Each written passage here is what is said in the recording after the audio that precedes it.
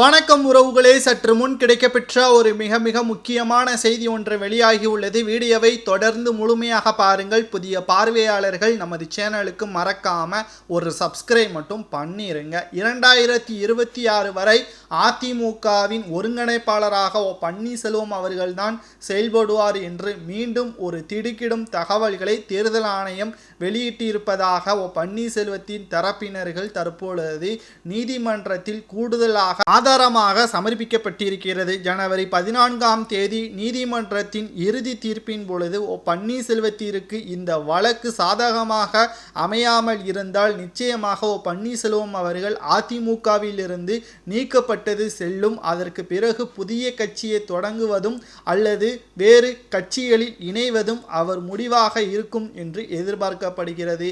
ஆனால் அதிமுகவில் இருந்து ஒருவேளை பன்னீர்செல்வம் அவர்கள் நீக்கப்பட்டால் புதிய கட்சியை தான் தொடங்குவாரை தவிர வேறு கட்சியில் இணைய மாட்டார் என்றும் பன்னீர்செல்வத்தின் ஆதரவாளர்கள் கூறியுள்ளனர்.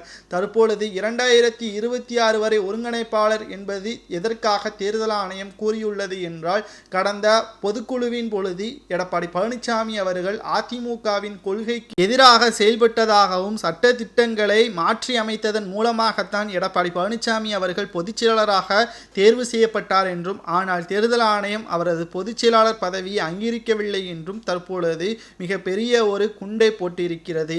ஆனால் அதிமுகவில் புரட்சித் தலைவர் ஜெயலலிதா அவர்கள் இறந்த பிறகு ஒருங்கிணைப்பாளர், துணை ஒருங்கிணைப்பாளர் என்ற முறையில் அதிமுகவின் சார்பாக தேர்தல் ஆணையத்தில் பதிவு செய்யப்பட்டதுதான் தற்பொழுது வரை இருக்கிறது என்றும், இந்த பதவிக்காலம் 2026 செல்லும் என்றும் தற்பொழுது மிகப்பெரிய ஒரு ஆதாரமாக தேர்தல் ஆணையம் வழங்கியிருக்கிறது. இதைத்தான் பன்னீர்செல்வத்தின் ஆதரவாளராக இருக்கக்கூடிய வைத்திலிங்கம் அவர்கள் நீதிமன்றத்தில் கூடுதல் ஆதாரமாக சேர்க்கப்பட்டிருக்கிறது. இதனால் எடப்பாடி பழனிசாமி அவர்களுக்கு மிகப்பெரிய ஆபத்து வரலாம் என்றும் அவரது பதவி கூட பறிக்கப்படலாம் என்றும் தகவல்கள் வெளியாகி இருக்கிறது.